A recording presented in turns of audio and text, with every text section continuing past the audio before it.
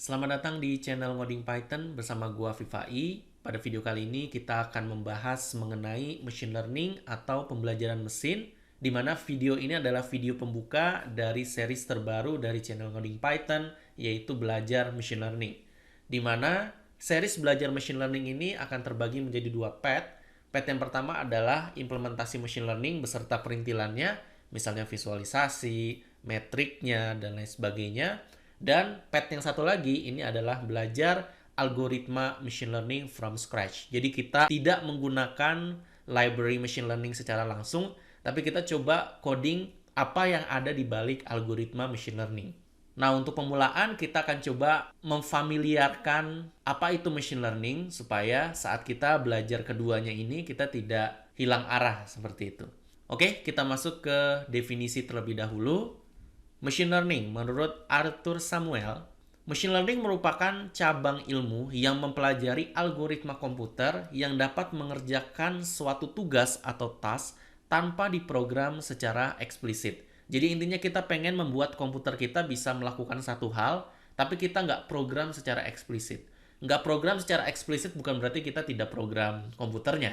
Tiba-tiba kita pengen aja komputer melakukan satu hal tanpa kita program. Nggak.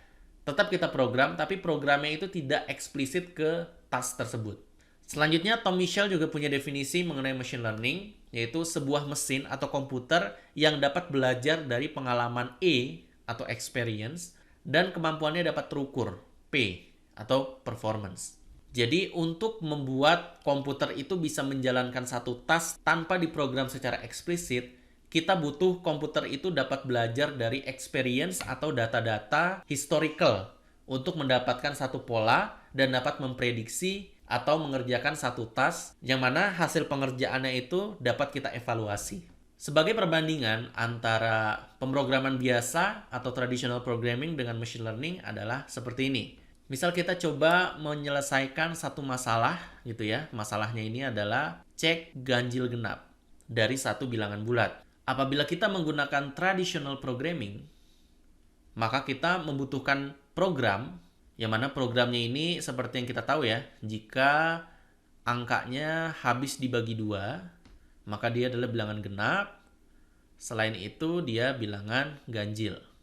Dan kita butuh datanya, di mana datanya itu adalah yang mau kita cek. Misal kita masukin angka 3 ke sini. Kita masukkan bersama program ini, maka hasilnya di sini adalah ganjil. Kita masukin angka 10 bersama program ini, maka hasilnya adalah genap, dan seterusnya. Nah, program di sini adalah program yang eksplisit terhadap satu task tersebut. Sedangkan apabila kita pengen coba melakukan pengecekan ganjil genap dengan pendekatan machine learning, maka yang kita butuhkan adalah data, tapi datanya nggak cuma satu, data yang banyak gitu. Katakanlah ada 100.000 data, angka dari 1 sampai 100.000. Lalu kita butuh outputnya. Output ini kan yang dihasilkan dari traditional programming ya. Tapi ini yang dimasukin ke dalam machine learning. Dimana berarti di sini akan ada keterangan. Baris pertama ini angka 1, berarti dia ini adalah bilangan ganjil. Baris kedua ini adalah angka 2, maka ini adalah bilangan genap. Baris ketiga ganjil, sampai baris ke 100.000 genap. Kita masukin output tersebut menjadi input dari machine learning ini. Nah, di sini komputernya udah diprogram dengan algoritma machine learning ya. Jadi nggak ujuk-ujuk kita masukin output sama data ke dalam mesin, nggak. Pasti udah diprogram dengan menggunakan algoritma machine learning, maka akan dihasilkan program ini. Nah, program ini disebutnya kalau di dalam machine learning ini adalah model. Jadi model ini adalah semacam ilmu atau pengetahuan si komputer kita dari pola-pola data historical yang kita input tadi. Jadi ketika kita masukin data baru, ini data baru ya. Data yang tidak ada di data training. Kalau misalnya data trainingnya dari angka 1 sampai 100.000, katakanlah data ini yang menjadi input ini adalah 105.000. Nah, 105.000 dimasukin ke dalam model machine learning yang tadi, maka akan menghasilkan berupa output yang bentuknya adalah persentase. Berapa persen bilangan genap, berapa persen bilangan ganjil. Seperti itu. Jadi bentuknya adalah sebuah prediksi. Nah, semoga dari ilustrasi ini teman-teman kebayang perbedaan antara traditional programming dan machine learning. Dan tentunya dari ilustrasi ini teman-teman dapat mengambil kesimpulan bahwa tidak semua hal itu perlu machine learning. Contohnya adalah pengecekan ganjil genap ini tidak perlu menggunakan machine learning. Karena dengan menggunakan pemrograman secara eksplisit, kita udah bisa melakukan hal itu. Jadi sebenarnya ada 3 aturan yang dibutuhkan apabila kita pengen menggunakan machine learning. Yang satu wajib, yang 2 sunnah. Di mana aturan tersebut adalah yang pertama, kita harus punya datanya. Ketika kita pengen melakukan pemrosesan dengan menggunakan machine learning, pastikan dulu kita memiliki datanya, terutama data historical. Karena seperti definisi yang tadi, machine learning ini belajar dari experience, di mana salah satu bentuk experience itu adalah data historical. Ketika kita punya data, maka kemungkinan besar kita bisa melakukan machine learning. Tapi ketika kita tidak punya data, jangan berpikir bahwa machine learning itu adalah satu keajaiban atau magic, yang mana kita tidak memerlukan apapun, tiba-tiba mesin bisa langsung memprediksi sesuatu. Enggak. Machine learning membutuhkan data. Jadi data ini adalah komponen wajib kalau misalnya kita pengen melakukan machine learning. Nah, 2 yang sunnah ini, yang pertama adalah kita perlu tahu bahwa problem yang kita hadapi memiliki pola. Karena machine learning ini bentuknya adalah pattern recognition atau pengenalan pola. Ketika kita tahu sebuah problem ini ada polanya, maka kemungkinan besar kita akan bisa menggunakan machine learning. Karena machine learning sendiri adalah menangkap pola. Tapi kalau misalnya problem kita adalah benar-benar random stuff gitu ya, jadi tiba-tiba ini keluar ini, keluar ini, keluar ini, keluar ini, keluar ini, maka jangan harap teman-teman bisa menggunakan machine learning. Sebenarnya bisa aja kalau mau dicoba, tapi hasilnya bisa jadi tidak sesuai dengan ekspektasi.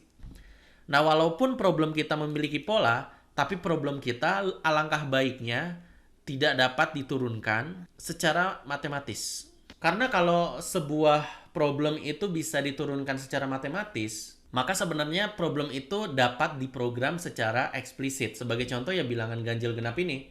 Bilangan ganjil genap ini kan kita tinggal cek. Kalau bilangan itu bisa habis dibagi 2, maka dia adalah bilangan genap. Kalau selain itu dia bilangan ganjil. Tapi ada problem yang punya pola tapi tidak bisa diturunkan secara matematis. Contohnya apa? Yaitu tadi, misalnya deteksi penyakit. Deteksi penyakit ini kita coba lihat nih, dari kandungan darahnya ada apa aja dan lain sebagainya. Tapi kita tidak bisa menurunkan secara matematis. Misalnya 2 kali golongan darah ditambah kandungan ini di dalam darah kali berapa konstantanya dan lain sebagainya, agak susah untuk menurunkan atau membuat problem itu menjadi sebuah formula matematis, sehingga kita membutuhkan machine learning. Ada lagi yang susah diturunkan secara matematis adalah image classification misalnya. Kita pengen coba bedakan foto tablet dan foto HP, di mana gambar ini bentuknya adalah matriks pixel. Nah, matriks pixel ini diapain? Supaya kita bisa turunkan secara matematis, oh kalau misalnya matriks ini dikalikan, matriks ini diapain gitu dan lain sebagainya. Oh ini pasti laptop, kalau kayak gini ini pasti HP gitu. Nggak bisa. So, kita membutuhkan machine learning supaya si komputer ini dapat menangkap polanya sendiri. Nah, jadi program yang di sini, ini kita tidak dapat melihat formulanya seperti apa. Jadi, udah benar-benar mesinnya aja yang tahu. Yang kita tahu adalah ketika kita masukin data, masukin ke dalam model ini, keluarnya outputnya seperti apa gitu. Oke, selanjutnya kita akan masuk ke tipe-tipe dari pembelajaran mesin. Dimana tipe dari pembelajaran mesin ini lumayan banyak, tapi gue akan coba jelaskan 3 yang populer. Yang pertama adalah supervised learning, atau kalau di Indonesia kan adalah pembelajaran terarah. Dimana pembelajaran terarah ini kita membutuhkan data dan membutuhkan label sebagai input. Jadi kalau yang ilustrasi di atas ada data, ada output, nah itu sebenarnya adalah contoh dari supervised learning. Nah bentuk labelnya kayak gimana? Bentuk label ini menentukan jenis dari supervised learningnya. Jadi supervised learning ini ada 2 jenis, ada classification dan ada regression. Dimana kalau classification, bentuk dari labelnya itu adalah kategorik. Jadi kita pengen menghampiri F, kita masukin data gitu ya, X, yang hasilnya itu adalah kategori 01, 012, 013. Jadi nggak harus 2 kelasnya, bisa lebih dari 2. Jadi ada yang binary class, yang 2 kelas, ada yang multi class, lebih dari 2 kelas. Contohnya apa? Untuk classification, misalnya tadi deteksi penyakit. Deteksi penyakit ini kan labelnya itu adalah kategorik. Jadi terkena penyakit atau tidak terkena penyakit. Atau kalau misalnya dia bisa mendeteksi beberapa penyakit gitu ya, Ini kena penyakit gula, kena penyakit COVID gitu ya, kena penyakit DBD atau apa gitu. Nah, itu bisa juga. Yang jelas bentuknya itu adalah kategorik. Terus selanjutnya adalah credit scoring misalnya. Jadi misalnya kita bekerja di bank gitu ya. Bekerja di bank, tentunya kita punya data historik mengenai kredit. Jadi orang-orang yang di-approve pengajuan kreditnya dan orang-orang yang ditolak, itu elemen-elemennya apa? Pendapatan segini, terus tanggungan segini, terus ada utang segini, dan lain sebagainya, ini diterima. Kalau yang begini dengan elemen yang sama, oh ini ditolak. Dengan elemen sama lagi diterima, ditolak. Jadi ada beberapa nasabah gitu ya. Nah, data historical ini dimasukkan ke dalam algoritma classification dan akan menghasilkan model. Nah, modelnya ini akan bisa memprediksi nasabah baru yang mengajukan kredit. Dia ngisi form yang sama gitu ya.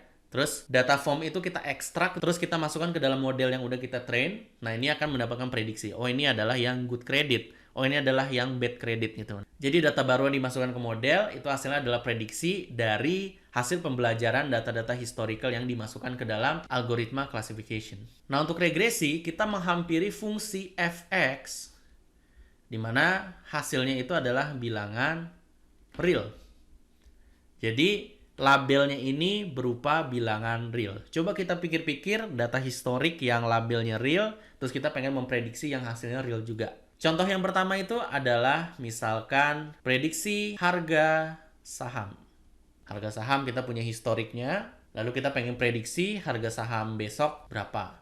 Prediksi harga dolar, prediksi harga rumah di satu daerah, prediksi demand dari sebuah barang, dan seterusnya. Jadi yang labelnya berupa bilangan real, lalu kita pengen prediksi yang hasilnya berupa bilangan real juga. Jadi bukan kategorik. Kalau dari sini kita bisa lihat nih perbedaan antara modelnya. Kalau klasifikasi modelnya ini, yang garis ini adalah modelnya. Ini mencoba memisahkan dari dua kelas. Kelas disease dan kelas healthy di sini ya contohnya. Jadi ketika nanti ada data baru, diplot terus masuk ke sini, maka dia akan dimasukkan ke dalam healthy. Tapi kalau dia masuknya ke sini, dia akan dimasukkan ke dalam disease. Kira-kira begitu. Nah, kalau regresi, kita bisa lihat di sini bahwa modelnya ini menghampiri datanya. Jadi, coba melihat pola datanya. Jadi, kita bisa memprediksi misalnya ini untuk gene yang ketiga gitu ya. Kira-kira nilainya di sini. Jadi, kira-kira kita bisa memprediksi harga rumah misalnya di tahun 2021 gitu ya. Dari data-data rumah dari tahun 90 sampai 2020 misalnya. Kira-kira seperti itu perbedaan antara classification dan regression. Sama-sama supervised learning, sama-sama membutuhkan data dan label, cuman bedanya classification labelnya bentuknya kategorik dan regression labelnya berupa bilangan real. Selanjutnya ini adalah semacam pipeline ya dari supervised learning model secara umum. Ketika kita punya datanya misalnya mentah ya, berupa data teks mungkin, atau data dokumen, data gambar, data video, dan lain sebagainya. Kita perlu merepresentasikan datanya itu ke dalam sebuah feature vector. Kalau bahasa saya adalah, kita mengubah data tersebut menjadi data yang bisa diproses oleh komputer, di mana data yang bisa diproses komputer adalah berupa angka. Nah, feature vector ini adalah kumpulan angka nih.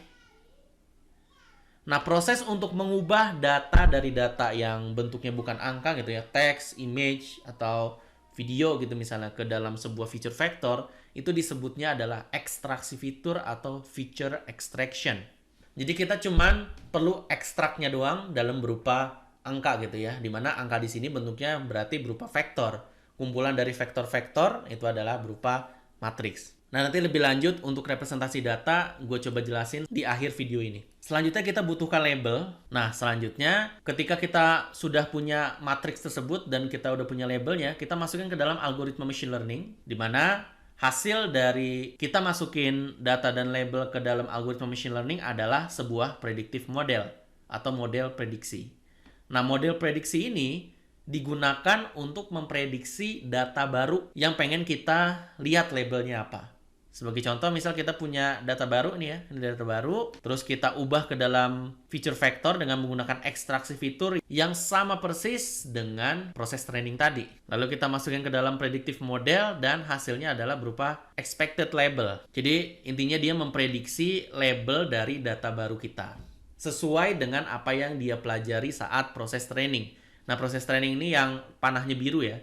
Dan proses inference atau prediction ini adalah yang panahnya warna hijau. Kira-kira seperti itu flow dari model supervised learning. Selanjutnya adalah unsupervised learning. Unsupervised learning adalah kebalikan dari supervised learning, di mana dia tidak memerlukan label. Jadi kita hanya membutuhkan data saja untuk dimasukkan ke dalam algoritma unsupervised learning. Ini adalah dua contoh dari unsupervised learning. Yang pertama adalah clustering, dan yang kedua adalah reduksi dimensi atau dimensionality reduction. Clustering, misal kita punya data yang tidak terlabel ini ya, jadi data warnanya sama semua ya, titik hitam aja gitu ya. Setelah kita masukin ke dalam algoritma clustering, maka dia akan terkelompok menjadi beberapa kelompok. Dalam kasus ini 3 kelompok. Clustering dan classification itu adalah hal yang berbeda. Kalau classification tadi, kita sudah tahu labelnya untuk setiap data saat proses training. Sehingga nanti pada saat prediksi, labelnya ini ya dari hasil yang di training aja gitu. Misal deteksi penyakit COVID dan yang negatif COVID. Nah, setelah dilakukan training, terus misalnya ada data baru dimasukin ke situ, nggak mungkin outputnya penyakit gula gitu, nggak. Pasti di antara dua itu, penyakit COVID dan bukan penyakit COVID. Jadi, tergantung dari label saat training. Nah, kalau clustering, karena kita tidak menggunakan label saat melakukan training, dia akan mengelompokkan sesuai dengan bentuk datanya, sesuai dengan behavior datanya, tergantung dari proses ekstraksi fiturnya sebenarnya. Jadi nanti dia akan mengelompok gitu, mengelompok sendiri. Nah, setelah mengelompok, misalnya seperti ini 3 kelompok, kita lihat sampel dari masing-masing klasternya. Misalnya ini adalah data pasien ya. Oh, ini sampel pertama. Oh, ini kandungannya ini, oh ini ada gejala pilek misalnya, terus ini ada demam dan lain sebagainya. Oh, ini ternyata kalau dilihat nih sampel ini ada yang kena penyakit COVID. Oh, ini kira-kira yang gejalanya mirip-mirip COVID misalnya. Jadi misalnya ini suspected gitu misal. Terus ini oh ini yang bagian ini oh ini yang sehat gitu. Terus tekanan darahnya bagus dan lain sebagainya. Oh ini sehat, negatif. Oh misalnya yang ini. Oh ini misalnya DBD gitu. DBD ternyata. Nah, itu jadi kita bisa menginterpretasikan klasternya setelah klasternya udah jadi. Jadi kita nggak bisa mengira-ngira kira-kira ini klasternya jadi apa sebelum klasternya jadi. Gitu. Jadi clustering ini fokus terhadap kemiripan datanya lah kira-kira gitu. Jadi dia akan mengelompokkan sesuai dengan kemiripan datanya. Yang kedua adalah reduksi dimensi atau dimensionality reduction. Dimensionality reduction ini gunanya lumayan banyak, tapi salah satu yang populer kegunaan dari reduksi dimensi ini adalah untuk membuat data kita bisa divisualisasikan. Nah, ngomong-ngomong masalah visualisasi, kita sebagai manusia gitu ya, hanya bisa memvisualisasikan sesuatu itu sampai dimensi 3 saja. Sedangkan kalau misalnya data yang sering kita temukan itu dimensinya ada lumayan banyak. Nah, yang mendefine dimensi itu apa sih? Yang mendefine dimensi itu adalah variabel dari datanya. Atau kalau di machine learning kita nyebutnya adalah fitur dari datanya. Katakanlah datanya itu adalah data credit scoring. Kita balik ke credit scoring. Nah, untuk masing-masing nasabah itu ada misalnya gaji, terus ada pengeluaran, ada tanggungan, ada hutang, dan lain sebagainya.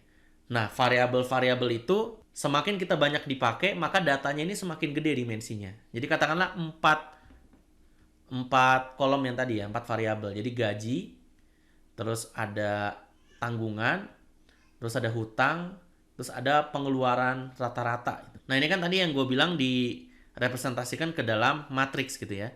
Jadi matriks di mana di sini ada 4 kolom tadi. Ada gaji, ada tanggungan, ada hutang, ada pengeluaran rata-rata. Nah, ini untuk nasabah pertama, nasabah kedua, nasabah ketiga, dan lain sebagainya. Nah, kalau misalnya kita pengen coba memvisualisasikan ini jadi susah karena datanya tuh udah ada 4 variabel, which is dia udah berada di dimensi keempat. Dimana dimensi keempat kita udah nggak bisa lagi memvisualisasikannya. Sehingga gimana caranya kita memvisualisasikan datanya tanpa perlu kehilangan fitur yang ada di dalamnya, kita lakukan reduksi dimensi ini. Kita ubah menjadi 2 dimensi. Tapi 2 dimensi ini bukan random pick dari 4 fitur ini, enggak. Keempat fitur itu dikombinasikan menjadi 2 fitur saja gitu. Jadi semua informasi yang ada di dalam fitur-fitur tersebut tetap masuk, tapi di dalam dimensi yang lebih kecil. Intinya seperti itu. Nah, kalau kita lihat unsupervised learning model, ini mirip flow-nya, cuman bedanya dia nggak ada labelnya di sini ya, nggak ada labelnya. Jadi yang masuk ke sini adalah feature vector, langsung masuk ke algoritma machine learning, dan dia berubah menjadi predictive model.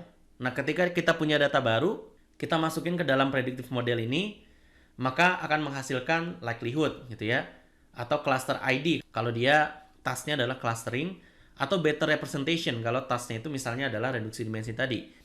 Nah, jenis yang ketiga ini adalah reinforcement learning, di mana reinforcement learning ini belajarnya istilahnya dari trial and error lah. Biasanya sering banget digunakan dalam otomasi games. Katakanlah misalnya game Super Mario ini ya. Kita anggap si Super Mario ini adalah sebagai agent. Nah, si agent ini ketika dia melakukan kesalahan gitu, misalnya jatuh ke lubang ini gitu ya, maka dia akan diberikan yang namanya punishment. Tapi kalau misalnya dia bisa berhasil lompat gitu ya, maka dia punishment-nya akan negatif gitu ya, atau istilah kita kasih reward. Jadi dia akan belajar dari punishment and reward. Intinya punishment and reward ini kan sebenarnya adalah penalti secara matematis aja sebenarnya. Sebenarnya ini fokusnya adalah optimasi. Gimana caranya si agent ini bisa sampai ke finish dengan punishment yang sekecil-kecilnya atau dengan reward yang sebesar-besarnya.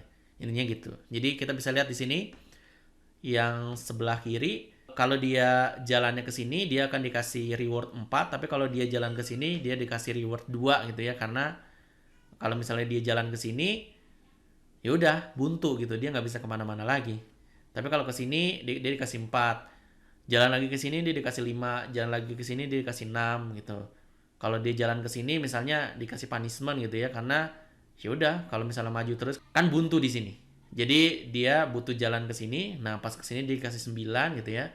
Dan dia sampai ke exit. Jadi kira-kira reinforcement learning ini digunakan dalam game. Kalau teman-teman kemarin ngikutin ngobrol santai sama CTO Alpha Beta, beliau katanya menggunakan reinforcement learning untuk permasalahan computer vision. Selanjutnya kita masuk ke representasi data. Tadi kita udah singgung-singgung bahwa datanya ini bentuknya adalah sebuah matriks. Tapi kita akan coba deep dive lebih lanjut lagi mengenai representasi data yang dibutuhkan untuk masuk ke dalam algoritma machine learning. Jadi datanya ini berupa matriks gitu ya. Matriks dimana ini adalah matriks M kali N. Ini kita sebut adalah data X gitu ya. Biasanya kalau matriks ini kan kita definisikan dengan huruf kapital. Jadi X. Di mana M-nya ini atau jumlah barisnya ini adalah jumlah sampel data yang kita miliki. Jadi misalkan kalau yang tadi ya credit scoring kita punya 1000 nasabah, maka jumlah matriksnya ini pasti ada 1000 baris. Sedangkan yang N atau jumlah kolom ini adalah fiturnya. Jadi masing-masing baris ini akan merepresentasikan satu data gitu ya. Berarti ini baris ini adalah data pertama, nanti ada baris kedua ini ya, ini adalah data kedua, baris ketiga ini adalah data ketiga, baris keempat data keempat, dan seterusnya. Lalu kalau kita problemnya adalah supervised learning, maka kita membutuhkan label atau yang biasa kita tulis Y kecil. Nah, jumlah label ini harus sebanyak jumlah baris matriks yang kita miliki. Karena label ini merepresentasikan data si X ini. Nah, elemen yang pertama ini akan merepresentasikan keterangan atau label dari data pertama. Baris kedua untuk data yang kedua. Baris ketiga adalah untuk data yang ketiga, dan lain sebagainya. Makanya, jumlah labelnya itu harus sama dengan jumlah sampel datanya. Nah, setelah kita memastikan bahwa data kita sudah berupa matriks, maka kita bisa langsung masukin data ini ke dalam algoritma machine learning. Ingat ya, matriks. Matriks ini syaratnya adalah elemennya harus angka semua. Dan jumlah masing-masing baris itu harus memiliki fitur yang sama. Gitu ya. Jadi, ya matriks pasti kolom-kolomnya elemennya harus sama dong. Nggak boleh ada yang kosong gitu. Kadang-kadang kan ada matriks yang misalnya gini. 1, 1, 2, 3 gitu ya. 4, 5 gitu. Misalkan ini kolom gaji gitu. Misalnya ini kolom tanggungan, ini kolom pengeluaran. Nah, ada nasabah yang nggak masukin informasi tanggungannya. Nah, ini kan jadi kosong ya. Kosong dan 0 beda. Kalau kosong dia nggak ada datanya. Tapi kalau 0 ya datanya 0. Nah, ini nggak boleh ya. Ini nggak boleh. Jadi kita harus pastikan setiap elemennya ini ada isinya. Nah, satu lagi yang perlu diperhatikan. Tadi kan kita menyiapkan ada data training gitu ya. Data training itu kan ada data, ada labelnya ya. Kalau di supervised learning. Nah, terus ada data yang baru gitu ya. Yang nggak pakai label yang untuk diprediksi ke dalam algoritma machine learning. Pertama kita harus pastikan dulu bahwa data baru ini, kita tulis X new, ini memiliki representasi kolom yang sama persis dengan data training kita. Sebagai contoh, misal data training kita membutuhkan tinggi, berat, sama tekanan darah, tensi. Kita harus pastikan bahwa data baru kita ini memiliki elemen yang sama dengan data train dan posisi yang sama. Jadi walaupun jumlah kolomnya 3, nggak bisa kita random di sini kasih tensi, di sini tinggi, di sini berat. Bakal aneh nanti representasinya. Karena tensi ini kalau kita masukin ke dalam model yang udah di training pakai data yang ini dia menganggap kolom pertama itu tinggi. Jadi nanti tensi di sini akan dianggap tinggi oleh model ini. Nanti bisa jadi hasil prediksinya bisa jadi jelek. Atau yang lebih buruk lagi, tiba-tiba data barunya ini punya satu kolom tambahan. Misalnya tinggi, berat, tensi, tiba-tiba ada golongan darah. Nah, ini juga nggak boleh. Walaupun kita ada informasi baru, tapi model kita ditrain dengan menggunakan 3 kolom ini atau 3 fitur ini, maka ini jadi nggak berguna gitu. Intinya representasi data yang kita tes harus sama persis dengan interpretasi data trainnya. Sekian dulu video kali ini, semoga teman-teman mendapatkan gambaran apa itu machine learning secara umum, mulai dari jenisnya hingga representasi data yang dimasukkan ke dalam algoritma machine learning. Jangan lupa like dan share video ini supaya video ini semakin bermanfaat untuk orang banyak. Kalau ada kritik, saran, atau koreksi dari apa yang gue sampaikan, silakan tulis di kolom komentar di bawah. Jangan lupa juga subscribe channel ini dan sampai jumpa di video selanjutnya.